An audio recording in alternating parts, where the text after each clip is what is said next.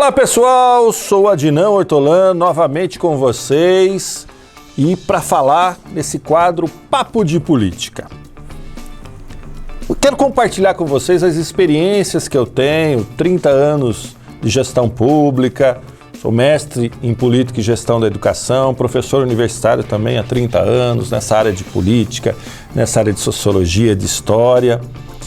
E olha, gente, o tema que eu quero tratar com vocês hoje é um tema aí que realmente sacudiu, foi um tsunami na política brasileira, que foi a concessão do indulto ou da graça que o presidente Bolsonaro, você se lembra desse caso, o presidente Bolsonaro concedeu lá ao deputado Daniel Silveira, que foi condenado pelo Supremo Tribunal Federal a quase 9 anos de prisão, e no outro dia o presidente Bolsonaro foi lá, decretou e concedeu um indulto, a graça individual, liberando ele dessa condenação. E aí, gente, isso provocou, os que defendiam o presidente vibravam, né? O cara imbrochável peitou o Supremo.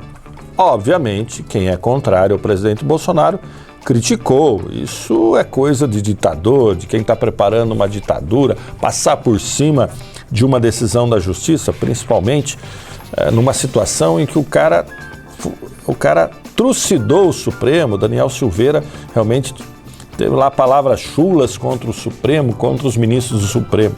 Enfim, o fato é que a gente podia analisar isso por vários aspectos. A gente podia analisar pelo aspecto legal, pelo aspecto do direito, a gente podia analisar isso pelo aspecto político, a gente podia verificar essa história do por que um deputado foi eleito como Daniel Silveira.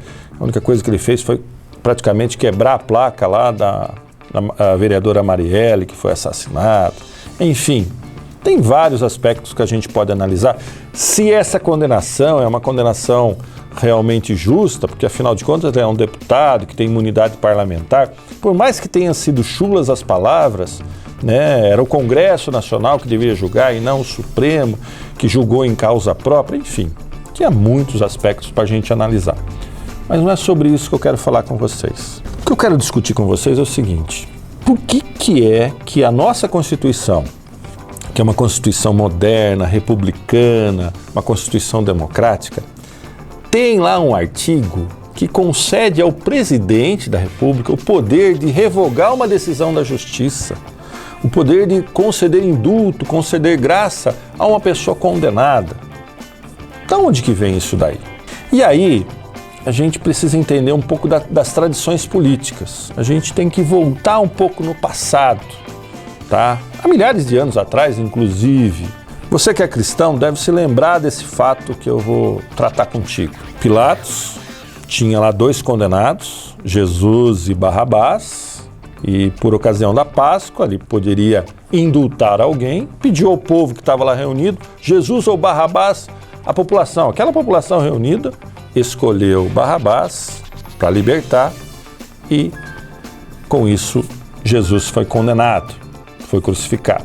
E isso persistiu lá na Idade Média, com os senhores feudais, com os reis, na Idade Moderna.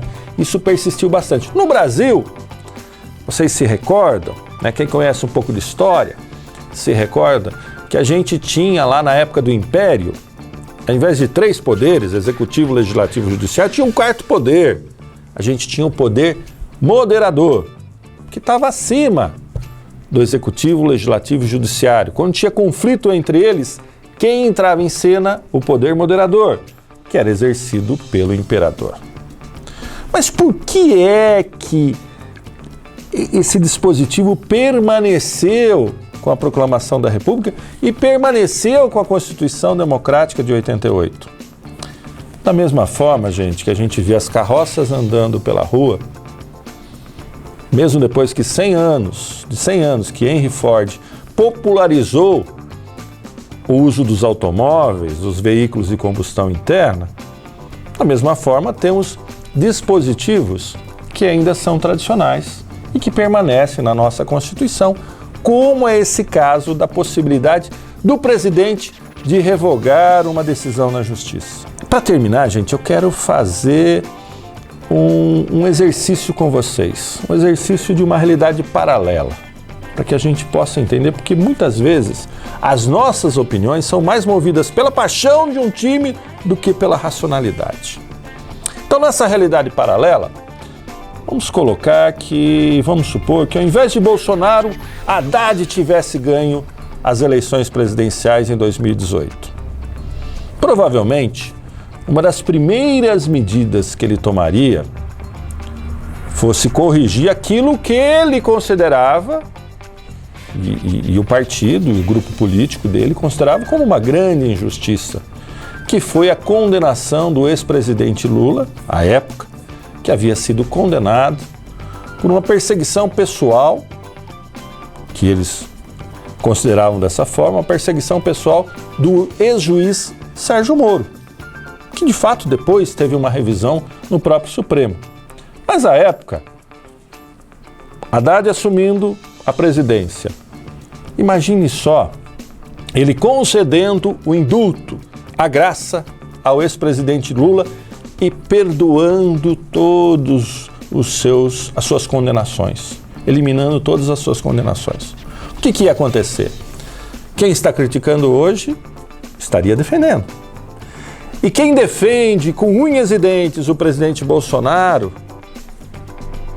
estaria nas redes sociais vociferando, falando mal e dizendo da ilegalidade, da inconstitucionalidade, da irregularidade que o Haddad haveria de fazer ao perdoar o presidente Lula. É isso, gente. Esse é um detalhe importantíssimo.